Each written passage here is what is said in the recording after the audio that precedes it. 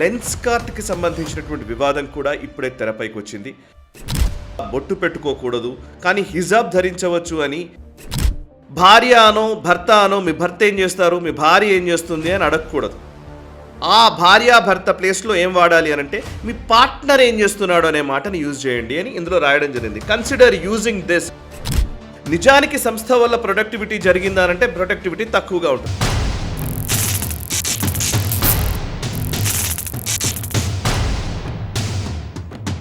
నమస్తే, welcome to right angle. గాలి వస్తుందని మనం కిటికీ తలుపులు తెరుస్తాం, కానీ దాంతోపాటు దుమ్ము ధూళి కూడా వస్తుంది అని ఏదో సినిమాలో డైలాగ్ ఉంటుంది. అచ్చం అలాగే భారతదేశం అభివృద్ధి చెందాలంటే, ఆర్థికంగా మనం బలపడాలంటే విదేశీ పెట్టుబడులు కావాలి. కానీ విదేశీ పెట్టుబడుల కోసమని మన భారతీయ కంపెనీలు నిజంగానే ఒక వెల్కమ్ చెబుతూ ఉంటాయి. సో విదేశీ పెట్టుబడులు మన దేశంలోకి వస్తూనే మన దేశం ఆర్థికంగా అభివృద్ధి చెందడం ఒక ఎత్తు అయితే, ఇంకోవైపు డీప్ స్టేట్ అజెండాని కూడా భారతదేశంపై రుద్దే ప్రయత్నం చేస్తూనే ఉంటాయి. సో ఇప్పుడు నేను చెప్పబోయేటువంటి ఈ విషయం గురించి 10 మందికి తెలవాల్సిన అవసరం ఖచ్చితంగా ఉంది. ప్లీజ్ ఈ వీడియోని ఎక్కువ మందికి షేర్ చేయండి. మొన్నటికి మొన్న మనం నాసిక్లో టీసీఎస్ సంస్థలో జరిగినటువంటి లవ్ జిహాద్ కేసుని, కార్పొరేట్ జిహాద్ కేసుని మనం చూసాం. అంటే కొంతమంది ముస్లింలు టీమ్ లీడర్లుగా ఉండి అండ్ హెచ్ఆర్ రూపంలో ఉండి వాళ్ళు అమాయకమైనటువంటి అమ్మాయిల్ని ఎలాగైతే మోసపూరితంగా వాళ్ళని మతం మార్చడానికి కోసం ప్రయత్నం చేశారో, వాళ్ళపైన లైంగికంగా వేధింపులకు జరిపారో, ఇవన్నీ కూడా మనకు తెలుసు. దాని మీద అనేక విచారణలు జరుగుతున్నాయి, అనేక వీడియోలు నేను కూడా మీ ముందుకు తీసుకొచ్చాను. మరొక వైపు లెన్స్ కార్ట్కి సంబంధించినటువంటి వివాదం కూడా ఇప్పుడే తెరపైకి వచ్చింది. లెన్స్ కార్ట్ అనే ఒక సంస్థలో తిలకం పెట్టుకోవడము లేదా బొట్టు పెట్టుకోకూడదు కానీ హిజాబ్ ధరించవచ్చు అని ముస్లింలకి ఒక విధంగా అండ్ హిందువులను తక్కువ చేసి చూపించే విధంగా హిందువులకు సంబంధించినటువంటి చిహ్నాలు ఏవైతే ఉన్నాయో అవేవి కూడా వేసుకోకూడదని ఎంప్లాయీస్కి ఒక పాలసీని రిలీజ్ చేసినటువంటి దాఖలాలు కూడా మనకు తెలుసు. దాని మీద విపరీతమైన విమర్శలు వస్తూ ఉన్నాయి. లెన్స్ కార్ట్ని బాయ్కాట్ చేయాలనే ఒక నినాదం కూడా ఇప్పుడు సోషల్ మీడియాలో నడుస్తోంది.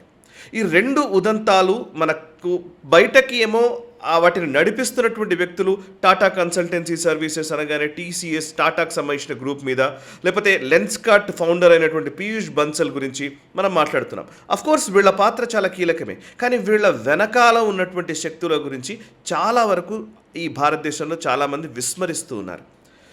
అదేంటో నేను చెప్పే ప్రయత్నం చేస్తాను. బేసికల్లీ ఇప్పుడు ఈ రెండు ఉదంతాల గురించి మనకు డీటెయిల్స్ తెలవాలంటే ఈ రెండు సంస్థలే కాదు, ఇంకా అనేక సంస్థలు కూడా ఇట్లాంటి పరిస్థితుల్లోనే ఉన్నాయి. వీళ్ళని నడిపిస్తున్నటువంటి ఒకే ఒక అంశం ఏంటి అనంటే DEIESG, అంటే డైవర్సిటీ, ఈక్విటీ, ఇంక్లూజన్ అనే ఒక policy and environment, social governance అనే ఇంకొక పాలసీ. ఈ రెండు పాలసీలకు అనుగుణంగా ఏ సంస్థ అయినా సరే కార్పొరేట్ సంస్థలన్నీ కూడా నడవాలి అని యుఎస్ నుంచి లేదా యూరోపియన్ దేశాల నుంచి, వెస్ట్రన్ దేశాల నుంచి ఉన్నటువంటి డీప్ స్టేట్ తన అజెండాని ప్రపంచం ముందు ఉంచింది. డీప్ స్టేట్ ఎలా ఆపరేట్ చేస్తుంది అని అంటే కనుక వాళ్ళు ఆర్థికమైనటువంటి అంశాలని, ఫండ్స్ లేకపోతే కార్పొరేట్ వ్యవహారాల్లో వాళ్ళు వాళ్ళ పాత్రని పోషిస్తూ ఉంటారు. ఇంకోవైపు ఎన్జిఓల రూపంలో గ్రౌండ్ లెవెల్ యాక్టివిటీస్ నిర్వహిస్తూ ఉంటారు. మరొక వైపు ఆయా ప్రభుత్వాల్ని కంట్రోల్ చేసే విధంగా, పాలసీస్ని రూపొందించే విధంగా ప్రెషర్ చేస్తూ ఉంటారు. ఇట్లా వీటికి ఆర్మీ, ముఖ్యంగా మిలిటరీ లాబీ కావచ్చు, అటు ఫార్మా లాబీ కావచ్చు, ఇంకోవైపు ఆయిల్ లాబీ కావచ్చు, ఇప్పుడు ఈ మధ్య కాలంలో ఈ వీసీ లాబీ అంటే వెంచర్ క్యాపిటలిస్టులు లేకపోతే ఇన్వెస్ట్మెంట్ ఫండ్స్, ఇన్స్టిట్యూషనల్ ఇన్వెస్టర్స్ పేరిట ఇంకొక లాబీ కూడా ఎమర్జ్ అయింది. వీటి ద్వారా ప్రపంచం మొత్తాన్ని కంట్రోల్ చేస్తూ ఉంటుంది deep state.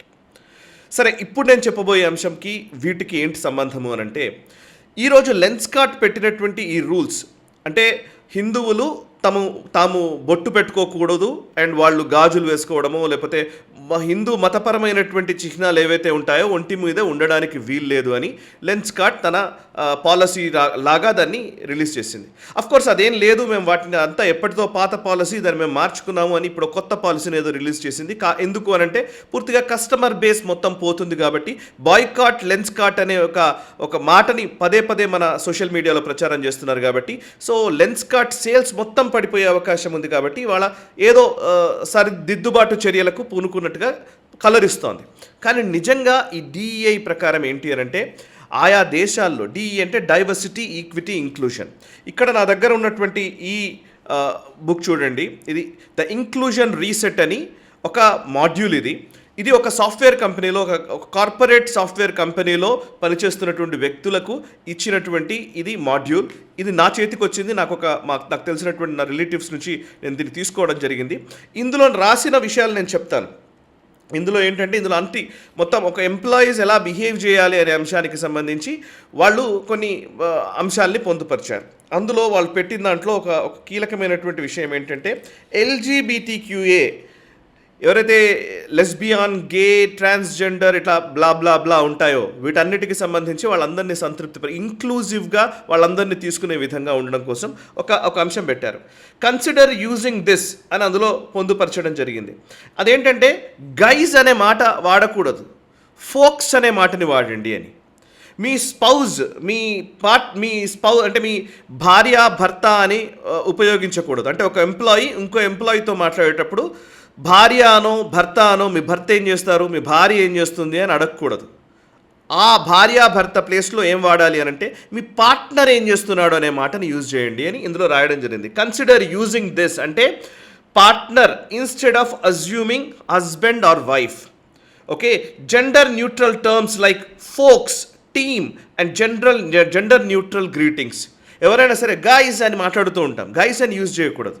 Ladies and gentlemen అంటూ ఉంటాం, అలా అనకూడదు. ఫోక్స్ అని వాడండి. లేడీస్ అండ్ జెంటిల్మెన్ అంటే ఓన్లీ పురుషులు, ఆడవాళ్ళు మాత్రమే ఉన్నట్టుగా కనబడుతుంది. అట్లా కాదు, మిగతా థర్డ్ జెండర్ కూడా మనం రెస్పెక్ట్ ఇవ్వాలనేది ఇందులో లెక్క. సరే, పార్ట్నర్ ఎందుకు వాడాలంటున్నారు? దీని నుంచే ఇప్పుడు లివింగ్ రిలేషన్ అనే కాన్సెప్ట్స్ కూడా ఇప్పుడు ప్రజల్లోకి తీసుకొస్తూ ఉన్నారు.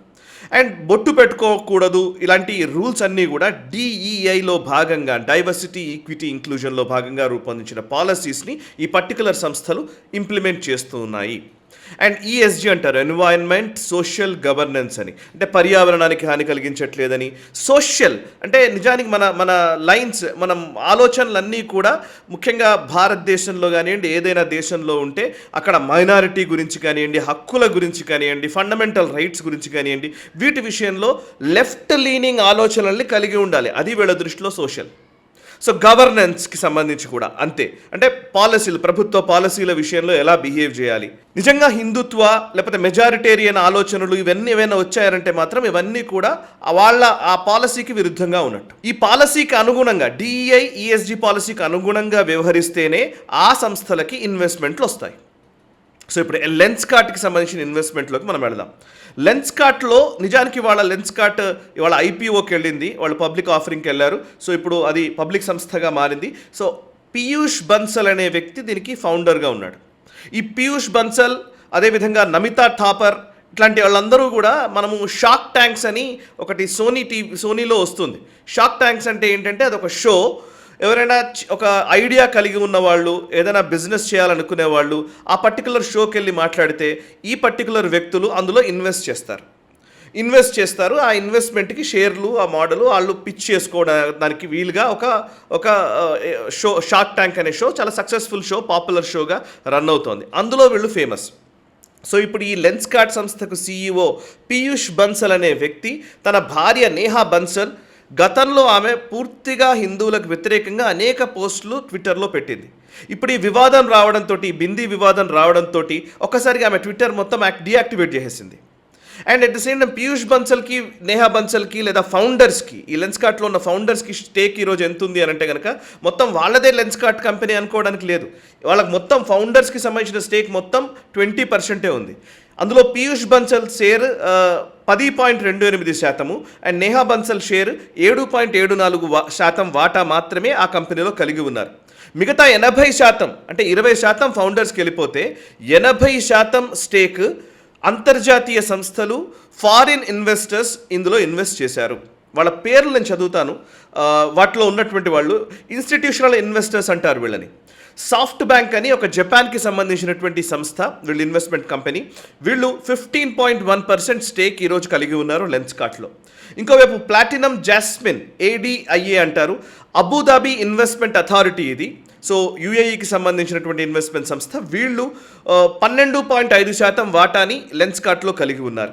ఇంకోవైపు ఆల్ఫా వేవ్స్ వెంచర్స్ అనే ఒక సంస్థ 7.7%, 7.7% వాటాని కలిగి ఉంది. వీళ్ళు యూరప్, యుఎస్ వీటిల్లో ఇన్వెస్ట్ చేస్తూ ఉంటుంది ఈ సంస్థ.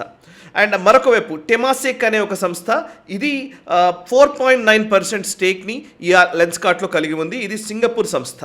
అండ్ ప్రేమ్జీ ఇన్వెస్ట్ పేరిట ఉన్నటువంటి అజీం ప్రేమ్జీ, ఎవరైతే విప్రో చైర్మన్ ఉన్నాడో అజీం ప్రేమ్జీకి సంబంధించిన సంస్థ కూడా 5.1% వాటాని కలిగి ఉంది. కేదారా క్యాపిటల్ కూడా 6.1% కలిగి ఉంది. సో ఇవన్నీ కూడా మొదటి నుంచి వీళ్ళు ఇన్స్టిట్యూషనల్ ఇన్వెస్టర్స్, వీళ్ళు ఇన్వెస్ట్ చేస్తూ వస్తూ ఉన్నారు. మొదట ఒక ఐడిజీ అనే ఒక సంస్థ, వెంచర్ క్యాపిటల్ సంస్థ అందులో ఇన్వెస్ట్ చేసింది. అక్కడ నుంచి అన్ని కంటిన్యూస్గా ప్రతి సంవత్సరం ఇన్వెస్ట్మెంట్స్ చేసుకుంటూ వాల్యుయేషన్ పెంచుకుంటూ వచ్చారు. నిజానికి ఈ సంస్థ లాభాల్లో ఉందా నష్టాల్లో ఉందా అంటే మధ్యలో లాభాలు, వీళ్ళకు కరెక్ట్గా ఇన్వెస్ట్మెంట్లు కావాలన్నప్పుడు, వాల్యుయేషన్ పెంచాలనుకున్నప్పుడు మినిమం లాభాల్లోకి తీసుకొస్తారు. లాభాల్లోకి తీసుకొచ్చి మళ్ళీ ఇంకో కొత్త ఇన్వెస్టర్ని తీసుకొస్తారు, ఇన్వెస్ట్మెంట్ చేపిస్తూ ఉంటారు. నిజానికి ఈ కంపెనీ కరెక్ట్గా ప్రజలకు సేవ చేయడం కోసం, లేదా ప్రజలకు ఒక మంచి వ్యాపారం అందించాలి, మంచి స్పెక్టకల్స్ అందించాలనే ఉద్దేశంతో ఉందా అంటే లేదనే చెప్పాలి. ఎందుకంటే వీళ్ళ ఉద్దేశం అంతా కూడా, ఈ స్టార్టప్ ఎకోసిస్టమ్ ఉద్దేశం అంతా కూడా, మొదలు ఒక సీడ్ ఫండ్ తీసుకొచ్చుకుంటారు ఒక వెంచర్ క్యాపిటలిస్ట్ నుంచి. అక్కడ నుంచి ఇంకొక రౌండ్లోకి వెళ్తారు. Series A, series B, series C, series D, అట్లా ఒక 7-8 రౌండ్లు జరిగిన తర్వాత ఐపీఓకి వెళ్తారు, పబ్లిక్ ఆఫరింగ్కి వెళ్తారు. ఆ పబ్లిక్ ఆఫరింగ్కి వెళ్లే ముందు ఈ సంస్థ ఏం చేసిందంటే, ఇప్పుడు ఈ సంస్థలు మాత్రమే, ఇందాక నేను చెప్పినటువంటి సంస్థలు మాత్రమే కాదు, అప్పుడు మళ్ళీ ఇంకొక ఫారిన్ ఇన్వెస్టర్స్, ఎవరైతే కొన్ని మర్కీ ఇన్వెస్టర్స్ అంటారు, అంటే చాలా పేరెన్నికన్నటువంటి ఇన్వెస్ట్మెంట్ గ్రూప్స్, వాళ్ళకి ఆఫర్ చేశారు. ఒక 140కి పైగా సంస్థలు దీంట్లో ఇన్వెస్ట్ చేశాయి. ఆ ఇన్వెస్ట్మెంట్ చేసినటువంటి వ్యక్తులు ఎవరో నేను చెప్తాను. ఆ సంస్థల పేర్లు చదివితే మీకు ఇమీడియట్గా అర్థమైపోతుంది. వాళ్ళు ఎవరు అని అంటే కనుక, ఈ పబ్లిక్ ఆఫరింగ్కి, అంటే పబ్లిక్ లిమిటెడ్ కంపెనీగా మారడానికి, ప్రజలకు సంబంధించినటువంటి ఇన్వెస్ట్మెంట్లు రావడానికి ముందుగా వీళ్ళు ఆఫర్ చేసినటువంటి ఎఫ్ఐఐస్, అంటే ఫారిన్ ఇన్స్టిట్యూషనల్ ఇన్వెస్టర్స్ ఎవరైతే ఇంట్రెస్ట్ చూపించారో, ఎవరైతే ఇన్వెస్ట్ చేశారో వాళ్ళు ఎవరు అని అంటే కనుక, మీరు చూడండి, monetary authority of Singapore, government pension fund global, నార్వేకి సంబంధించిన సంస్థ ఇది, new world fund inc Fidelity, and T Rowe Price, BlackRock అనేది పూర్తిగా ఒక డీప్ స్టేట్కి సంబంధించినటువంటి ఆర్గనైజేషన్. బ్లాక్ రాక్ ఈరోజు ప్రపంచంలోని అన్ని కార్పొరేట్ సంస్థల్ని కూడా కంట్రోల్ చేస్తోంది. బ్లాక్ రాక్ ఈ లెన్స్కార్ట్లో ఇన్వెస్ట్ చేసిందని తెలుస్తోంది. అండ్ క్యాపిటల్ గ్రూప్, గోల్డ్మాన్ సాక్స్, Nomura, Amundi and JP Morgan అనేది కూడా డీప్ స్టేట్లో భాగమే. వెల్లింగ్టన్ మేనేజ్మెంట్ కంపెనీ ఎల్ఎల్పి, ఇవన్నీ కూడా డీప్ స్టేట్కి సంబంధించినటువంటి సంస్థలు. ఈ సంస్థలు ఎలా పనిచేస్తాయి అని అంటే, ఫస్ట్ వీళ్ళు ఇన్వెస్ట్ చేస్తారు. ఇన్వెస్ట్ చేయాలి అని అంటే కొన్ని రూల్స్ పెడతారు. ఇందాక నేను చెప్పినట్టు డిఈఐ, ఈఎస్జీ ప్రకారం ఉండాలి అని. ఆ డిఐ ఏం చెప్తుంది? హిందుత్వ ఇట్లాంటి వాటికి వ్యతిరేకంగా ఉండాలి. నువ్వు గవర్నమెంట్ పాలసీలకు వ్యతిరేకంగా నువ్వు నీ ఆలోచనలు కలిగి ఉండాలి. అండ్ ఓవరాల్గా చెప్పాలి అని అంటే, డీప్ స్టేట్ అజెండాని ముందుకు తీసుకువెళ్లే కంపెనీలని గుర్తించి ఆ కంపెనీలలో ఇన్వెస్ట్మెంట్స్ చేస్తారు. ఈ ఇన్వెస్ట్మెంట్స్ కూడా ఎలా ఉంటాయంటే, series A, series B, series C, series D అని ఇట్లా పెట్టుకుంటూ వాల్యుయేషన్ గేమ్ని పెంచుకుంటూ ఇప్పుడు ఒక పెద్ద వాల్యుయేషన్లోకి తీసుకొచ్చి ఐపీఓలోకి వెళ్తారు. ఐపీఓలోకి వెళ్ళగానే పబ్లిక్ ఫండ్స్ వస్తాయి. పబ్లిక్ ఫండ్స్ వచ్చిన తర్వాత వీళ్ళందరూ ఆ లాభాలను తీసుకుని ఎంజాయ్ చేస్తూ ఉంటారు. నిజానికి సంస్థ వల్ల ప్రొడక్టివిటీ జరిగిందానంటే ప్రొడక్టివిటీ తక్కువగా ఉంటుంది. అందుకే పీయూష్ గోయల్ చాలాసార్లు ఈ మధ్యకాలంలో అంటూ ఉన్నారు, ఇన్వెస్ట్మెంట్స్ ఏది కూడా రీసెర్చ్ చేసి పర్ఫెక్ట్ ప్రోడక్ట్స్ని బయటకు తీసుకొచ్చే ఇన్వెస్ట్మెంట్స్ జరగట్లేదు. స్విగ్గీలు, జొమాటోలు ఇట్లాంటి ఏదో సర్వీస్ సెక్టర్లో మాత్రమే ఇన్వెస్ట్మెంట్లు వస్తూ ఉన్నాయి. ఇవి మాత్రమే యూనికార్న్గా మారుతున్నాయి. ఇలా కాకూడదు అని ఆయన చెప్తూ ఉంటాడు. సో అంటే ఇది ఒక పెద్ద గేమ్, ఇది ఒక పెద్ద ఇన్వెస్ట్మెంట్ గేమ్. ఆ ఇన్వెస్ట్మెంట్ లూప్లో భాగంగా హిందుత్వకు వ్యతిరేకంగా, హిందూ ధర్మానికి వ్యతిరేకంగా జరుగుతున్నటువంటి ఒక అంతర్జాతీయ కుట్రలో భాగంగా ఇప్పుడు ఈ బొట్టు పెట్టుకోకూడదనే వివాదం కావచ్చు, ఇప్పుడు నాసిక్ లాంటి దాంట్లో కూడా ముస్లిమ్స్కి అక్కడ ఇందులో రూల్స్ ఏముంటాయంటే, ఖచ్చితంగా ఎల్జీబీటీక్యూకి ఇంతమందిని మీరు ఎంప్లాయీస్గా పెట్టుకోవాలి, ఇంతమంది ఖచ్చితంగా మార్జినలైజ్డ్ వ్యక్తుల్ని తీసుకోవాలి. అందులో మార్జినలైజ్డ్ అంటే అర్థం ఏంటి? మైనారిటీస్ని పెట్టుకోవాలి, వీళ్ళు కంపల్సరీగా ఉండాలి, వీళ్ళ హక్కుల కోసం మీరు ఇంతగా పనిచేయాలి. ఇవన్నీ రూల్స్ పెట్టడం వల్ల సో వాళ్లకు ఒక ఫ్రీ హ్యాండ్ ఇచ్చే పరిస్థితి వస్తుంది. నిజానికి సాఫ్ట్వేర్ కంపెనీలు, కార్పొరేట్ కంపెనీల్లో గతంలో ఎలా ఉండేదంటే టాలెంట్ బేస్డ్గా ఎక్కువగా రిక్రూట్మెంట్ జరుగుతూ ఉండేది. కానీ ఇప్పుడు టాలెంట్ కంటే కూడా ఈ DEI, ESG లాంటి పాలసీల కోసమే ఇవాళ నిజంగా కంపెనీలు నడుపుతూ ఉన్నారు. ఆ పాలసీలు వల్ల డీప్ స్టేట్ తన ఎజెండాని ప్రపంచం ముందు పుష్ చేస్తోంది. అండ్ ఆ అజెండాని పుష్ చేసే క్రమంలో వీళ్ళు ఇన్వెస్ట్మెంట్ల పేరిట డబ్బుల్ని దండుకొని IPOకి వెళ్ళి విపరీతంగా కోటాను కోట్ల రూపాయలు ఆర్జించి అండ్ వీళ్ళు ఎంజాయ్ చేస్తూ ఉన్నారు. దీంట్లో విక్టిమ్స్ అవుతున్నది ఎవరు అనంటే కనుక హిందూ ధర్మాన్ని ఆచరిస్తున్నటువంటి మనలాంటి సామాన్య హిందువులు. సో ఇవన్నీ ఎందుకు చెప్తున్నాను అనంటే ఖచ్చితంగా ఈరోజు మనము వీటిపైన చాలా అంటే ఒక రకంగా చెప్పాలంటే మనం సోషల్ మీడియాలో యూజ్ చేసుకున్నా లేకపోతే ఎక్కడైనా కానీ మనం స్ప్రెడింగ్ ద వాయిస్ అంటారు. అంటే ఈ విషయాన్ని 10 మందికి తెలియజేయడము, ఈ అవేర్నెస్ క్రియేట్ చేయడము, హిందూ చైతన్యాన్ని పెంచడం వల్ల మాత్రమే దీన్ని మనం అడ్డుకోగలుగుతాము. సో ఆ చైతన్యం పెరగడం కోసమే నేను ఇన్ని వివరాలు మీ ముందుంచే ప్రయత్నం చేశాను. ఈ వీడియో నచ్చితే లైక్ చేయండి, ఎక్కువ మందికి షేర్ చేయండి, కమెంట్స్ ద్వారా మీ అభిప్రాయాలు మాతో పంచుకోండి. మనసా వాచా కర్మణ, దేశహితం కోసం నేషనలిస్ట్ హబ్. ఈ వీడియో మీకు నచ్చినట్టయితే లైక్ చేయండి, 10 మందికి షేర్ చేయండి, అలాగే కామెంట్ల రూపంలో మీ అభిప్రాయాలను మాతో పంచుకోండి. Nationalist hub group of channels ను సబ్స్క్రైబ్ చేసుకుని తెలుగునాట జాతీయవాద జర్నలిజాన్ని ప్రోత్సహించండి. ఈ వీడియో కింద ఉన్న బెల్ ఐకాన్ పై క్లిక్ చేయడం మర్చిపోవద్దు.